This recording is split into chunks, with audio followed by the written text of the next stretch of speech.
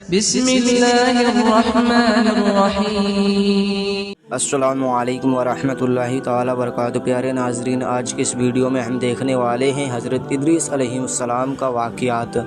حضرت ادریس علیہ السلام کا ذکر قرآن میں کتنے سورے میں آیا ہے؟ حضرت ادریس علیہ السلام کا ذکر قرآن میں صرف 2 جگہ آیا ہے، سورہ مریم میں اور سورہ انبیاء میں۔ اور یاد کرو، قرآن میں ادریس علیہ السلام کو بلا شبہ وہ سچے نبی تھے اور بلند کیا ہم نے ان کو مقام سورہ مریم میں، اور اسماعیل علیہ السلام اور ادریس اور ذو الکفل ان میں سے ہر ایک تھا صبر کرنے والا سورہ انبیاء میں۔ نام، نسب اور زمانہ۔ حضرت ادریس علیہ السلام کا نام، نسب اور زمانے کے بارے میں تاریخ لکھنے والوں کا سخت اختلاف ہے، اور تمام اختلافی وجہوں کے سامنے رکھنے کے بعد بھی کوئی آخری یا ترجیح دینے والے رائے قائم نہیں کی جا سکتے۔ وجہ یہ ہے کہ قرآن کریم نے تو رشد و ہدایت کے اپنے مقصد کے پیش نظر تاریخی بحث سے جدا ہو کر صرف ان کی نبوت کے رتبے کی بلندی اور ان کی اونچی صفتوں کا ذکر کیا ہے، اور اسی طرح حدیث کی روایتوں بھی اس میں سے آگے نہیں ہو جاتی۔ اس لیے اس سلسلے میں جو کچھ بھی ہے وہ اسرائیلی روایتیں اور وہ بھی آپسی ٹکراؤ اور اختلاف سے بھری ہوئی ہے۔ اس لیے تھوڑی سی لکھنے کے پیش نظر ان دور و دراز چلائی گئی بحثوں سے بچنے کی کوشش کی جا رہی ہے۔ ایک جماعت کا یہ خیال ہے کہ حضرت ادریس علیہ السلام بابل میں پیدا ہوئے اور وہیں پلے بڑے۔ عمر کی شروعاتی دنوں میں انہوں نے حضرت شیث بن آدم علیہ السلام سے علم حاصل کیا۔ بہرحال جب ادریس علیہ السلام خود سے سوچنے سمجھنے بھی عمر کی پہنچے لو تو اللہ نے ان کو نبوت سے سرفراز فرمایا۔ تب انہوں نے شریروں، بدماشوں اور فسادیوں کے لیے راہ ہدایت کی تبلیغ شروع کی، پر فسادیوں نے ان کی ایک بات نہ سنی اور حضرت آدم علیہ السلام و شیث علیہ السلام کی شریعت کے مخالف ہو رہے۔ البتہ ایک چھوٹی سی جماعت ضرور مسلمان ہو گئی۔ حضرت ادریس علیہ السلام نے جب یہ رنگ دیکھا تو وہاں سے ہجرت کا ارادہ کیا اور اپنے ماننے والوں کو ہجرت کر جانے کے لیے کہا۔ ادریس علیہ السلام کی پیروی کرنے والوں نے جب یہ سنا تو ان کے وطن کا چھوڑنا بہت گنج گزرا اور کہنے لگے کہ بابل جیسا وطن ہم کو کہاں نصیب ہو سکتا ہے۔ حضرت ادریس علیہ السلام نے تسلی دیتے ہوئے فرمایا کہ اگر تم یہ تکلیف اللہ کے راستے میں اٹھاتے ہو تو اس کی رحمت بہت پھیلی ہوئی ہے، اس کا اچھا بدلہ ضرور دے گا۔ بس ہمت نہ ہارو اور اللہ کے حکم کے آگے سر نیاز جھکا دو۔ مسلمانوں کی رضامندی کے بعد حضرت ادریس علیہ السلام اور ان کی جماعت مصر کی طرف ہجرت کر گئی اور نیل کے کنارے ایک اچھی جگہ چن کر ایک سکونت اپنا لی۔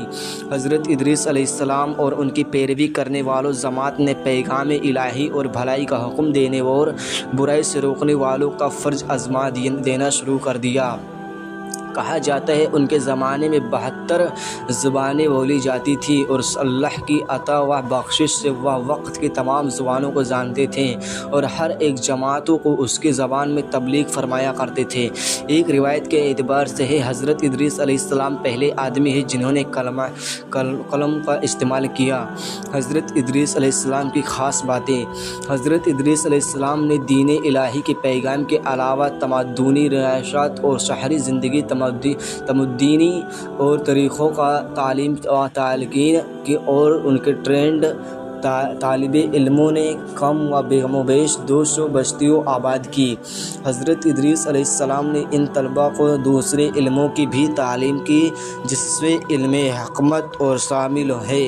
حضرت ادریس علیہ السلام پہلی ہستی ہیں جنہوں نے حکمت کے علم کی شروعات کی، اس لیے کہ اللہ تعالیٰ نے ان کو افلاک اور ان کی ترکیب اور ان کے جمع ہونے اور الگ ہونے کا نقطوں اور ان کے آپسی کشش کو رازوں کی تعلیم دی اور ان کو عدد و حساب کے علم کا عالم بنایا۔ اور اگر خدا کہ اس پیغمبر کے ذریعے سے علم سامنے نہ آتے تو انسانی طبیعتوں کے وہاں تک پہنچ مشکل تھی۔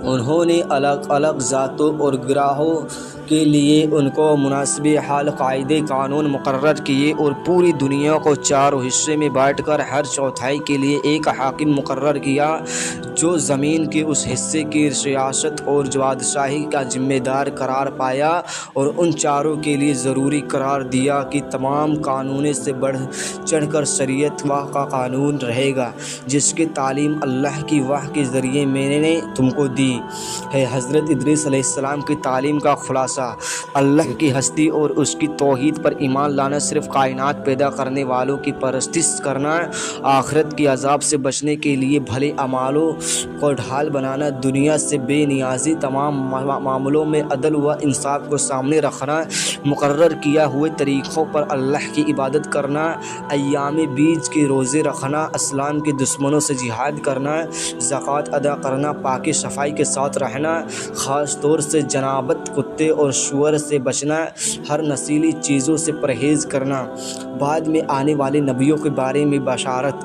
حضرت ادریس علیہ السلام نے اپنی امت کو یہ بھی بتایا کہ میری طرح اس دنیا میں کی دینی و دنیاوی اصلاح کے لیے بہت سے نبی تشریف لائیں گے، اور ان کی نمایاں خاص باتیں یہ ہوں گی، وہ ہر ایک بری بات سے دور اور پاک ہوں گے، تعریف کے قابل اور فضائل میں کامل ہوں گے، زمین و آسمان کے حالات کو اور ان معاملوں کو کہ جن میں کائنات کے لیے شفا ہے یا مرض، وحی الہی کے ذریعے اس طرح جانتے ہوں گے کہ کوئی مانگنے والا بھوکا پیاسا نہ رہے گا، وہ دعاؤں کو دینے والے ہوں گے، ان کے مذہب کی دعوت خلاصہ کائنات کی اصلاح ہوگا۔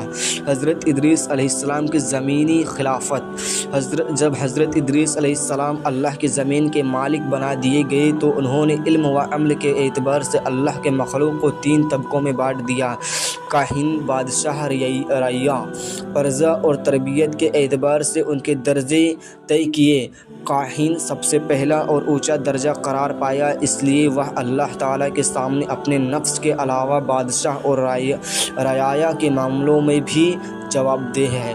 بادشاہ کا دوسرا درجہ رکھا گیا اس لیے کہ وہ نفس اور راج کے معاملوں کے بارے میں جواب دہ اور رعایا صرف اپنے نفس کے لیے جواب دہ ہے، اس لیے وہ تیسرے طبقے میں شامل ہے، لیکن یہ طبقے ذمہ داری کے اعتبار سے تھے، نسل و خاندان کے اختیاروں سے اعتبار سے نہیں۔ حضرت ادریس علیہ السلام اللہ تک جانے تک شریعت اور سیاست کے انہی قانونوں کو تبلیغ فرماتے رہے۔ حضرت ادریس علیہ السلام کی نصیحتیں: حضرت ادریس علیہ السلام کی بہت سی نصیحتیں ہیں اور آداب اور اخلاق کے جملے مشہور ہیں جو الگ الگ زبانوں میں کہاوت کی شکل میں استعمال کیے جاتے ہیں۔ ان میں سے کچھ یہ نصیحتیں ہیں: نمبر 1، اللہ کی بے پناہ نعمتوں کا شکر انسانی طاقت سے باہر ہے۔ نمبر 2، دنیا کی بھلائی حسرت ہے اور برائی ندامت۔ نمبر 3، اللہ کی یاد اور عمل صالح کے لیے خلوص نیت شرطیں ہیں۔ نمبر 4، نہ جھوٹی قسمیں کھاؤ، نہ اللہ تعالیٰ کے نام کو قسموں کے لیے تختہ مشق بناؤ، اور نہ جھوٹوں کو قسمیں کھانے پر آمادہ کرو، کیونکہ ایسا کرنے سے تم بھی گناہ میں شریک ہو جاؤ گے۔ نمبر 5، اپنے بادشاہوں کی جو کہ پیغمبر کی طرف سے شریعت کے حکموں کا نافذ کرنے کے لیے مقرر کیے جاتے ہیں، اطاعت کرو، اور اپنے بڑوں کے سامنے پست رہو، اور ہر وقت اللہ کی تعریف میں اپنی زبان کو ترک رکھو۔ نمبر 6، حکمت روح کی زندگی ہے۔ نمبر 7، دوسروں کی خوش ایسی پر پسند نہ کرو، اس لیے کہ ان کی یہ مشروط زندگی کچھ دنوں کی ہے۔ کچھ تحقیقی کرنے والوں کی تذکرہ لکھنے والوں نے حضرت ادریس علیہ السلام اور یونانی فرضی افسانوی گریک میتھولوجی کے ہرمز میں مطابقت پیدا کرنے کی کوشش کی ہے جو صحیح نہیں ہے۔